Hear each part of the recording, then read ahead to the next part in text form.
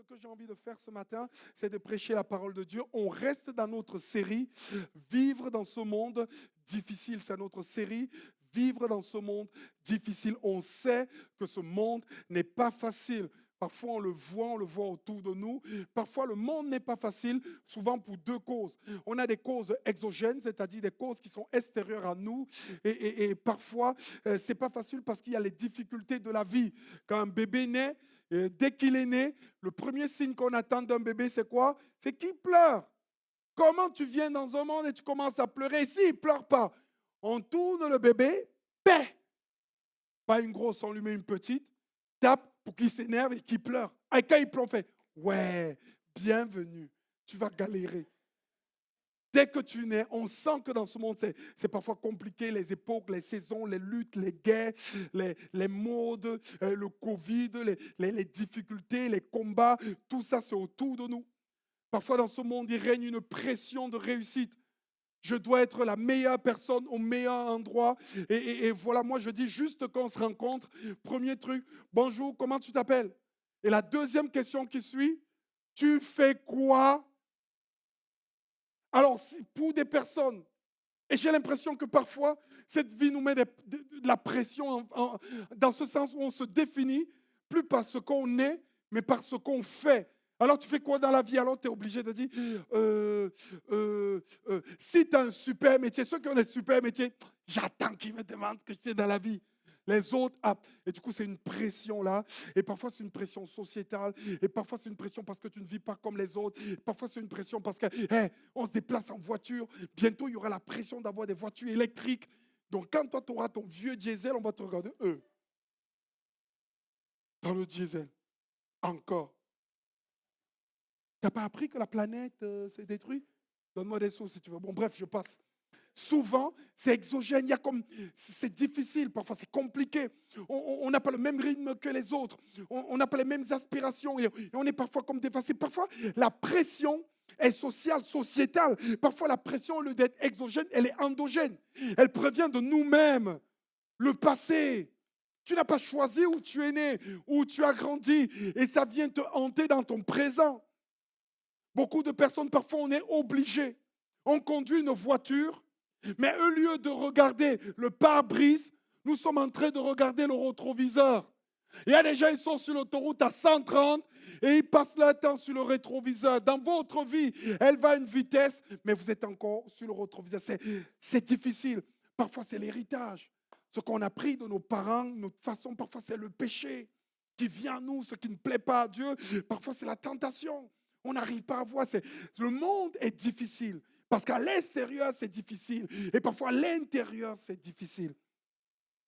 Dans ce monde difficile, mon thème ce matin, c'est, dans ce monde difficile, Jésus dit, croyez en Dieu et croyez en moi. Croyez en Dieu et croyez en moi. Dans Jean 14, verset 1, que votre cœur ne se trouble point.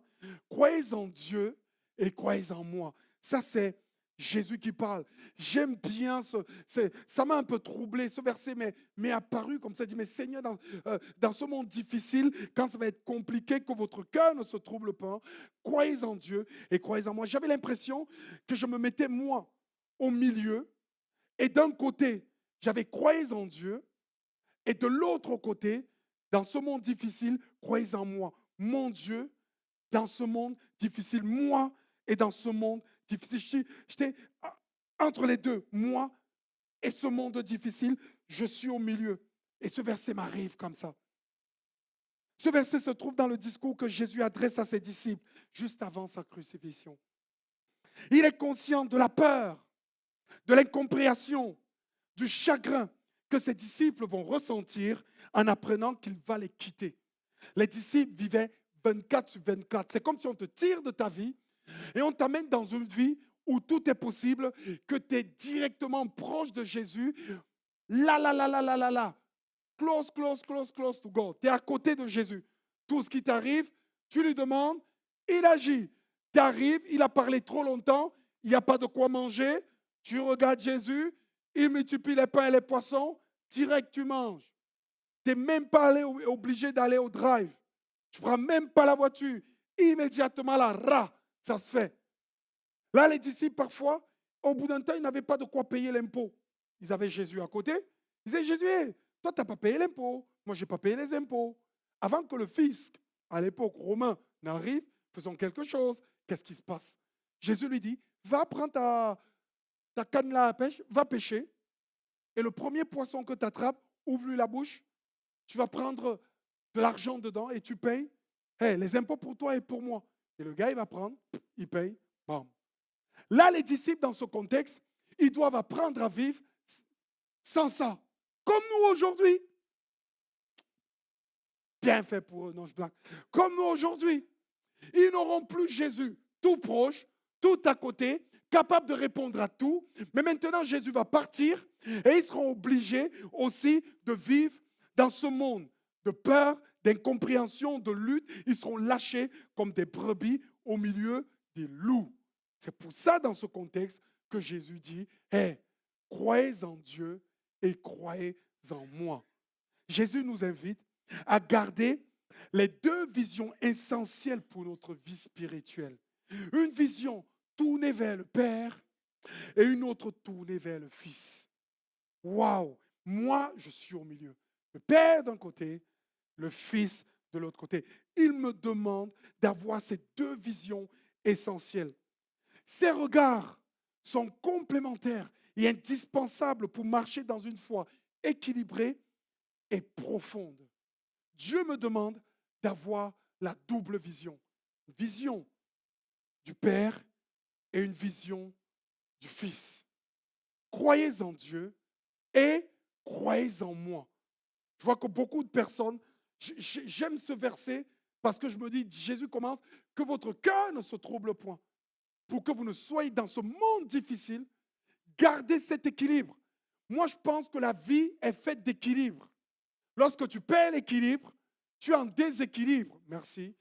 Merci. Tu perds l'équilibre, tu es en déséquilibre. Tu perds l'équilibre, tu es en déséquilibre. Waouh!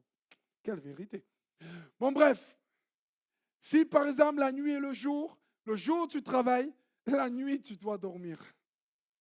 Si tu perds l'équilibre entre la nuit et le jour, ce n'est pas bon. Au final, il te manquera du sommeil, ton corps ne pourra plus tenir, tu auras un problème. Si tu passes toute ta journée à dormir, entre la nuit tu dors, le jour tu dors, tu auras un souci au niveau social, ça sera un problème. Toute la vie est faite d'équilibre. Chaque fois, nous sommes en recherche d'équilibre. Et ce verset, croyez en Dieu, croyez en moi, c'est vraiment de travailler dans ces équilibres-là.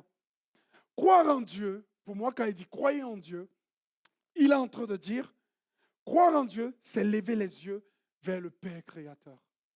Croire en Dieu, lever les yeux vers le Père créateur. Parfois, ça nous manque. Dans cette vie, parfois, notre âme ne s'élève pas. On est comme scotché par terre.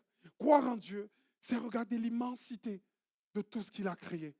De parfois se laisser emporter par la grandeur, par la gloire, par la majesté de ce qu'il a fait. Croire en Dieu, c'est de regarder la planète et de se dire, waouh, c'est immense. Mais la Bible dit que la terre n'est que son marchepied. Ça veut dire qu'il est beaucoup plus grand. Il est beaucoup plus grand.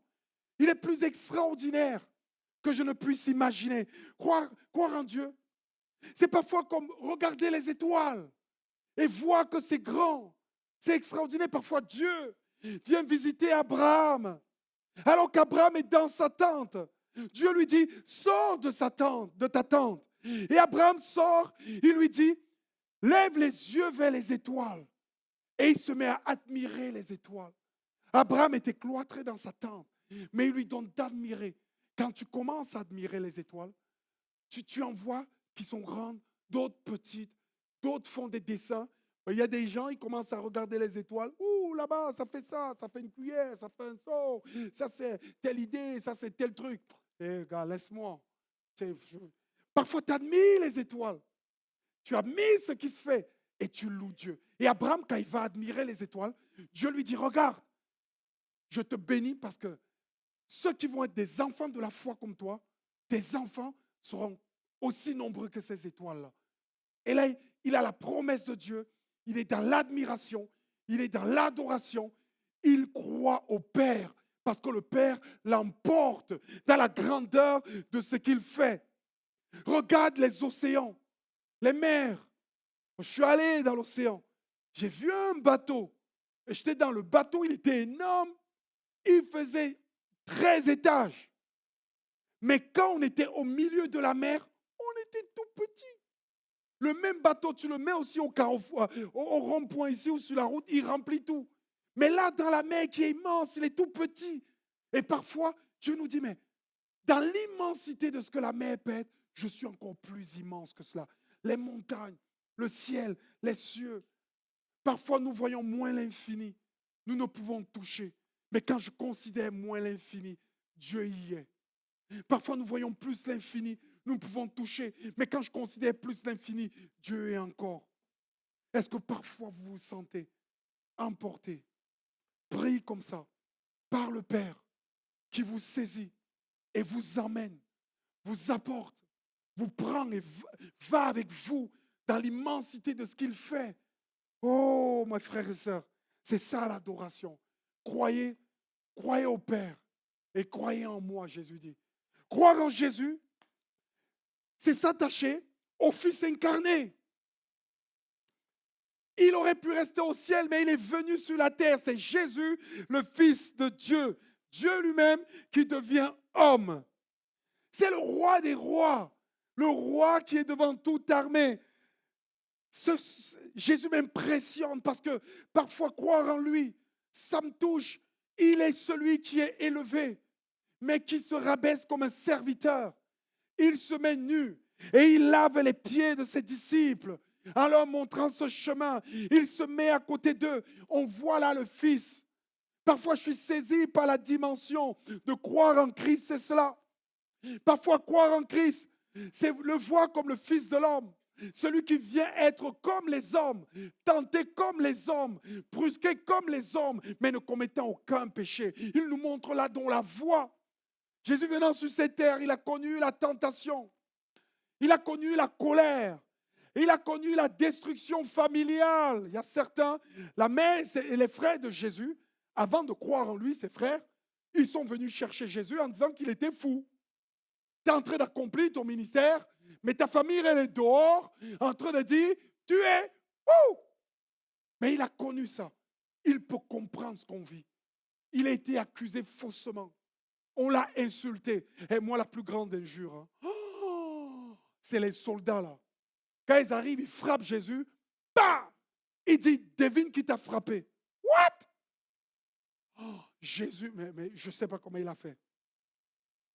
Moi, le Créateur, j'étais avant la fondation de qui tu es. Mais Jésus ne bronche pas. Alors quand je serai frappé dans cette vie, je dirai, Jésus, donne-moi la même force. Parce que tu es le Fils de l'homme. Tu es le Fils de l'homme. Dans l'injustice la plus atroce. Waouh! Pilate arrive devant Jésus. Et il regarde Jésus et il lui dit, ne crois-tu pas que j'ai le pouvoir de vie ou de mort sur toi? Mais Pilate! What?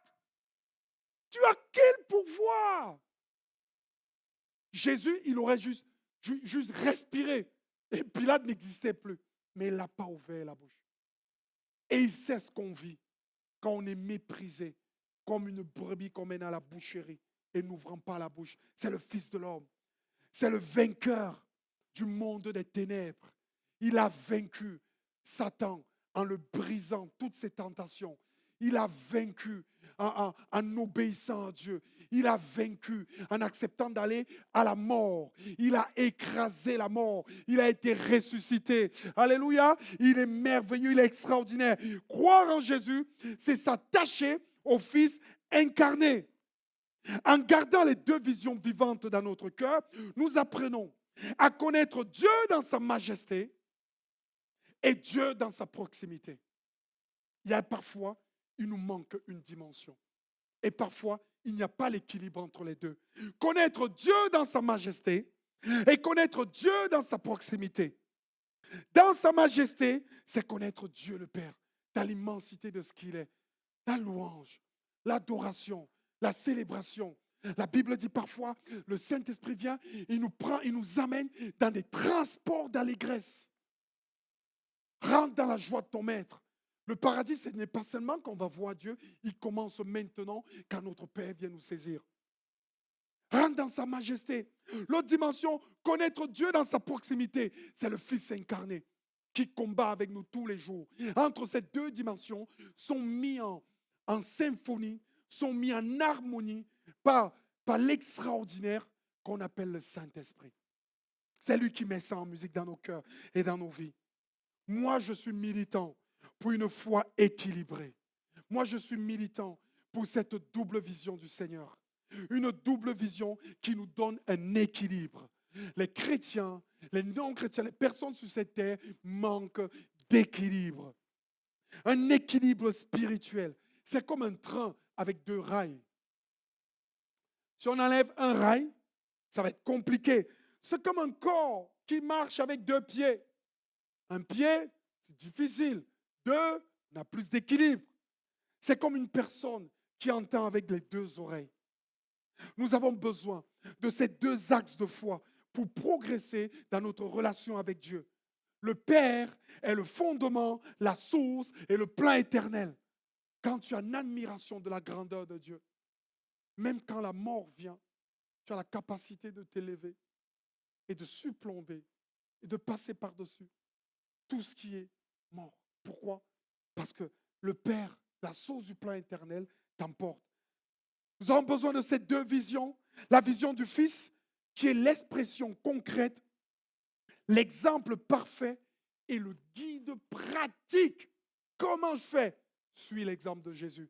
Celui qui cherche Dieu, celui qui veut voir Dieu. Qu'il me regarde, parce que celui qui m'a vu a vu Dieu.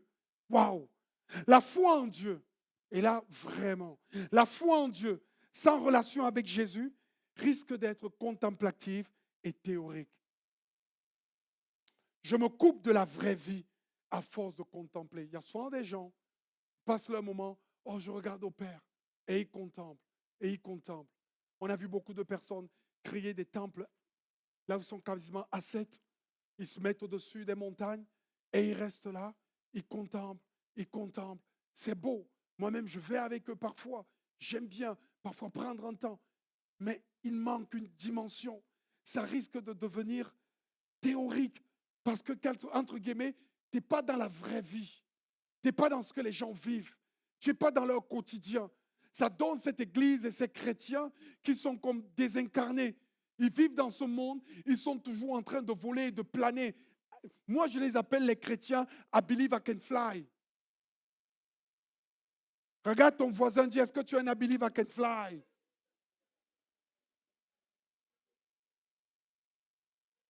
Il y a des chrétiens I believe I can fly. Ils sont toujours les petits oiseaux. Cui, cui. Et parfois, on quitte le monde réel.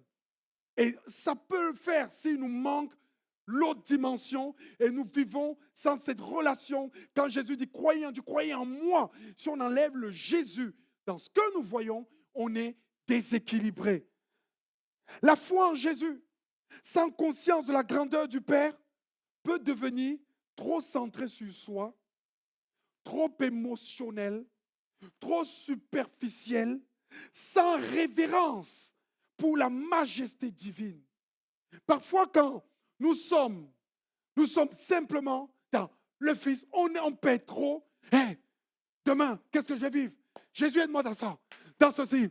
Il manque ça, il manque l'argent, il manque le travail, il manque cela. J'ai besoin de ça, il me faut ceci, je dois me marier, il manque ça, je dois aller là-bas, à gauche, à droite. On est tout le temps bousculé dans ce monde difficile et on ne s'arrête jamais pour s'élever et prendre conscience qui on sert. Beaucoup dans les églises évangéliques sont comme ça. Beaucoup sont comme ça. C'est parfois tout est relié au sens parfois terrestre. Parfois, tout est pratico-pratique. Tout est tout le temps. On a toujours la dimension d'avoir les pieds sur terre, mais tout le temps. Au bout d'un temps, quand on voit que Dieu ne fait pas tout au moment où on veut, quand on voit que Dieu ne respecte pas notre ordre et ce qu'on a envie, beaucoup de personnes et des gens qui croient en Dieu se découragent. Moi, je croyais en Jésus qui est comme ça. On m'avait dit que la parole est vivante. On m'avait dit que Dieu agissait là. Ils attendent de Dieu à chaque instant, à chaque minute, comme si Dieu était devenu à leur service. C'est comme si Jésus devait être à côté de tout le temps. Mais le Seigneur, il a un plan extraordinaire. La Bible dit que nous sommes l'ouvrage de Dieu et ont été créés en Jésus-Christ pour des belles œuvres qu'il a préparées d'avance afin que nous les pratiquons. Mais il y a le même verset qui dit Dieu fait toutes choses belles en son temps. Donc parfois, cette foi qui est simplement drapée là, je crois au Fils, il est venu, il me donne, peut me couper. Et de temps en temps, j'ai besoin que mon âme s'élève, que mon âme oublie, que mon âme grandisse, que mon âme aille vers le Créateur, le Tout-Puissant, que je me sente emporté. Et alors dans ces moments-là, je suis dans la présence de Dieu. Ah, j'ai besoin de rien. Je n'ai pas besoin d'être riche. Je n'ai pas besoin d'avoir des solutions à tous mes problèmes. J'ai juste besoin de demeurer, de rester là, de m'élever, d'entendre qu'il vient, qu'il me prenne. Oh, mes frères et sœurs, il y a parfois des journées entières. Je reste comme ça dans sa présence. J'ai que des problèmes au dehors. Mais je vois sa gloire dans ce monde difficile. Jésus dit, croyez en Dieu et croyez en moi. Moi, j'ai quelqu'un dans la parole de Dieu qui m'a touché, et c'est Étienne, qui est dans la parole de Dieu, dans le livre des Actes. On voit qu'il vit en même temps les deux réalités dans ce qui va constituer le moment de sa mort. Étienne, c'était quelqu'un qui était versé dans les Écritures. Il était extraordinaire et il se mit à prêcher aux Juifs. Et il prêchait. Quand tu prêches l'Évangile, tu racontes la majesté de Dieu, tu racontes la chute de l'homme, tu racontes sa religiosité et son péché, et tu donnes la solution qu'est Jésus. C'est simplement ce qu'Étienne était en train de faire. Mais les Juifs se sont sentis offusqués, brusqués. Et la réalité terrestre d'Étienne a commencé à être difficile. Alors qu'il était en train de prêcher l'évangile, alors qu'il était en train de servir Dieu, alors qu'il était en train d'annoncer la bonté, la grâce de Dieu, alors qu'il était en train de faire du bien quelque part, sa réalité immédiate a commencé à être bousculée. Ce sont des pierres qu'il commence à se recevoir. C'est des pierres qui venaient vers lui. Est-ce que ça ne t'arrive pas dans ce monde difficile? Tu travailles, tu cravaches, c'est compliqué, c'est dur, tu fais de ton mieux, tu avances, mais qu'est-ce qui arrive? Des pierres. Des pierres commencent à t'être, on te jette, on te les lance, on te les balance. Qu'est-ce qui arrive? Étienne se trouve coincé. Mais qu'est-ce qu'il fait, Étienne? Lui, il avait les deux dimensions. Et c'est là la différence. Il avait les deux dimensions dans ce monde difficile. La Bible dit que pendant que Étienne était lapidé, il leva les yeux vers le ciel. Oh, là, la réalité terrestre était une réalité, mais la réalité céleste prenait place. À un moment donné, quand l'équilibre va se faire, on peut complètement basculer dans une autre dimension. Et Étienne regardait le ciel et il vit Jésus debout à la droite de Dieu. Il dit à Dieu, pardonne leurs péchés. Parce que ce qu'ils font dans ma réalité terrestre, ils sont en train de pécher. Mais moi, ce que je vois, je te vois assis sur le trône. Il voyait Jésus debout. Il voyait Jésus intercéder. Alors que les pierres venaient, Jésus priait pour les gens qui lui lançaient des pierres. Il vivait une autre dimension. Là, il croyait au Père. Et le Père lui montrait le ciel. Il l'admirait. Il l'adorait. Alors que son être terrestre était en train de mourir. Son être spirituel était en train d'adorer. Et il levait les yeux vers le Père céleste. Et il louait Dieu jusqu'à ce qu'il meure. Après la mort d'Étienne, Saul s'est converti, il est devenu Paul. Et il s'est élevé 3 siècles, 300 ans, plus de persécution des chrétiens. Vous savez comment nos anciens ont tenu? Vous savez comment les pères de l'Église ont tenu? Par ces deux dimensions. Pendant 3 siècles, je ne sais pas, il y a parfois quelques bribes sont données. Quand on éclairait les rues de Rome, on éclairait les rues de Rome à l'époque, comme les chrétiens étaient persécutés, pour servir de torche, on allumait les chrétiens qui étaient brûlés et ils servaient de torche pour éclairer les gens qui allaient dans les rues. Comment ils ont fait pour garder la foi? Comment ils ont fait? Vous pensez que le monde difficile que nous vivons n'est pas une copie de ce que nos anciens ont vécu? Ils ont gardé les deux dimensions. En même temps, ils avaient la dimension spirituelle, la dimension de la vision du Père, où ils voient le Père élevé, glorifié. Ils avaient la dimension terrestre, où Jésus, tous les jours, était avec eux. Tous les jours. Jésus dit à ses disciples, dans ce monde difficile, que votre cœur ne se trouble point. Le mot trouble, c'est tarasso. Que votre cœur ne se trouble point. Un cœur troublé, c'est comme une eau agitée. Quand tu mets l'eau simple là, elle perd sa clarté, elle ne reflète plus la lumière du ciel. Si tu laisses l'eau calme, elle va refléter les rayons qui viennent sur elle. Mais dès que tu la troubles, on ne voit plus rien. Parfois nos vies sont comme ça. Parfois on imagine un GPS qui perd le signal. Il commence à recalculer sans arrêt son itinéraire, désorientant le conducteur. C'est comme le cœur sous tarasso, incapable d'avancer dans la foi, parce qu'il a perdu la connexion des doubles visions. Oh, j'aimerais tellement avoir deux yeux, un œil qui regarde la réalité céleste et le Père élevé, extraordinaire, qui voit Jésus à la droite. Waouh! Et un œil qui regarde l'extraordinaire Seigneur qui vient sur la terre. Lors d'un tremblement de terre, même les murs solides peuvent vibrer. Le tarasso, c'est le séisme intérieur de l'âme, le trouble que nous avons à l'intérieur. Parce qu'en gardant les yeux fixés à la fois sur le Père et sur le Fils, nous marchons dans une foi solide qui nous protège de l'agitation du monde. Quand le Covid est arrivé, ça paniquait de partout. Mais qu'est-ce qu'on a fait dans nos maisons? Moi, je me suis arrêté dans ma maison. Je ne pouvais plus sortir, aller, me balader. Je passais des moments où j'étais simplement assis. Au début, j'ai voulu me troubler. Comment l'église va faire? On va sortir là-bas. Oh, au bout de quelques temps, il dit, Manu, calme. Si Dieu envoie ce temps, il connaît. Loue-le. J'ai pris cette dimension. On s'est arrêté. On a commencé à célébrer Jésus. Le calme est venu. La tranquillité, la grandeur, la paix rendue vivante. Waouh! On a une paix qui ne dépend pas des circonstances. Une paix enracinée dans la grandeur du Père.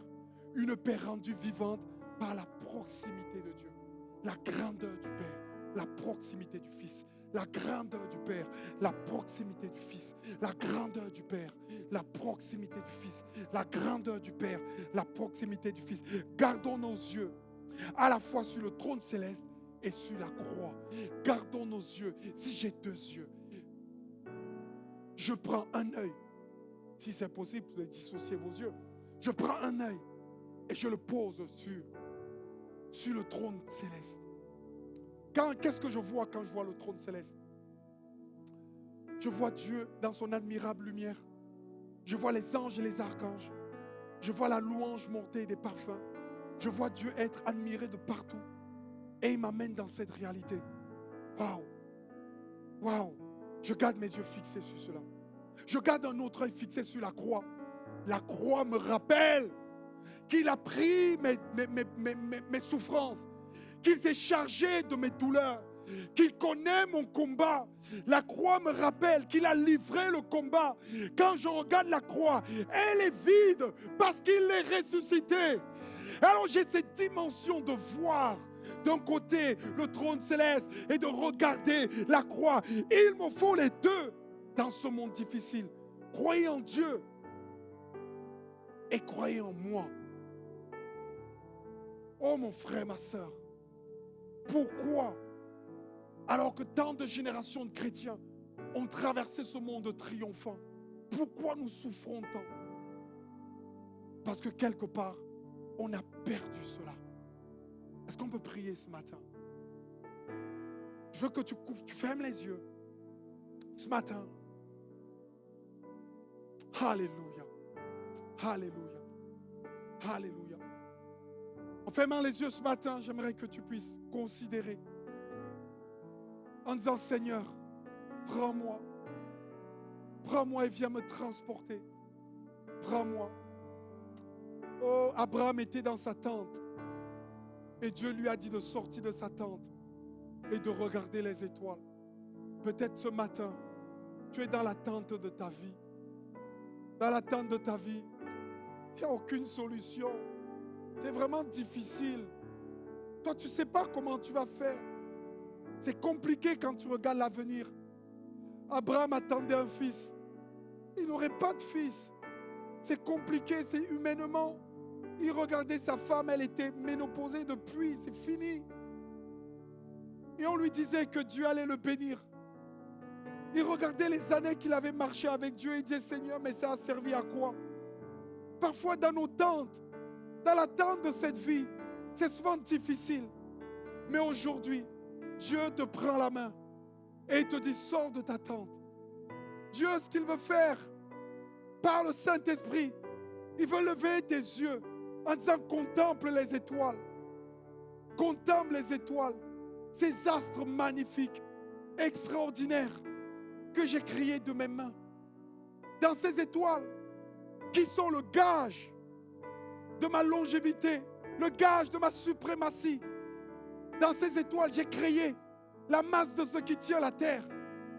Maintenant, je peux recréer cela dans ta vie. Je peux t'élever avec moi. Élève-toi. Élève-toi avec moi, dit le Seigneur. Prends ma main. Monte avec moi. Considère ce que j'ai créé. Marche avec moi. Tu vas vivre maintenant, dans les jours qui arrivent, une autre dimension, dans ma présence, par ma puissance, par ma main. Alléluia. Si ce matin, tu dis, Seigneur, prends-moi, amène-moi dans cette dimension de contemplation, de louange, d'adoration, de célébration, de considérer tout ce que tu peux faire et qui tu es. Si tel est ton cas ce matin, tu dis, Seigneur, emporte-moi vers ça. Il me manque cette dimension dans ma vie. Tu peux simplement te lever à ta place. Je vais prier pour toi. Que le Seigneur vraiment impacte ton cœur, impacte ta vie. Si tu sens que c'est ce qui te manque, si tu sens que Dieu veut te pousser à sortir de ta tente pour considérer qu'Abraham est sorti de sa tente. Oh Dieu de gloire, je prie ce matin. Oh Dieu de gloire. Dieu de gloire, ouvre nos yeux afin qu'on voie les étoiles. Ouvre nos yeux, Seigneur. Seigneur, nos yeux sont tellement fixés sur cette terre. Ouvre nos yeux afin que nous considérons. Parfois, ta réalité est tellement dure. Comme Étienne, ce n'est pas les pierres physiques que tu reçois. Comme Étienne, tu reçois les pierres spirituelles. On te jette les pierres. On a décidé de te lapider. Les pierres qui tombent sur toi, c'est ton passé qui vient pour te lapider. Les pierres qui tombent sur toi, c'est la condamnation de ce que tu as fait qui viennent pour te lapider.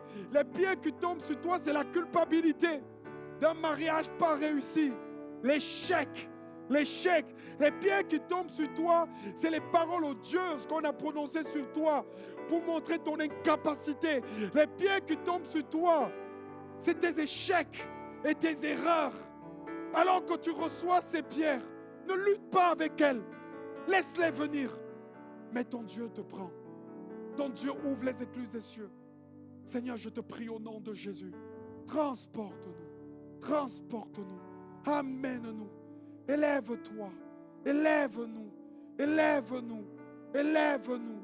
Élève-nous dans cette dimension.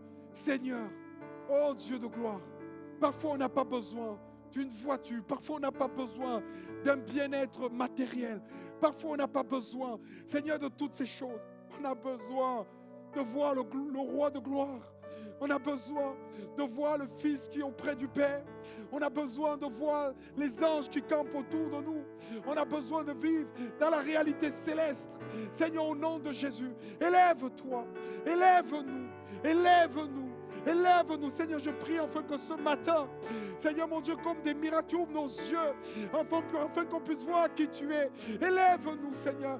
Élève-nous, Seigneur. Prends-nous avec toi, Seigneur. Montre-nous, Seigneur, des réalités que nous ne connaissons pas. Seigneur, Pierre est tombé en extase et il a vu des choses merveilleuses. Paul a été emporté au 3e ciel. Seigneur, prends-nous. Jean a eu la révélation de l'Apocalypse. Daniel a vu des choses qui allaient à venir. Élève-nous, Seigneur. Élève-nous. Quand, Seigneur mon Dieu, tout nous raccroche sur cette terre. Élève-nous. Élève-nous, Seigneur, je te prie que dans la dimension de la prière, que dans la dimension de la lecture de la Bible, que dans la dimension de la recherche de Dieu, élève-nous. Seigneur, tu as donné des songes à Joseph. Seigneur, tu as donné des songes à Joseph. Seigneur mon Dieu, il était transporté par la réalité des songes qu'il voyait et il avançait avec Dieu. Élève-nous, Seigneur.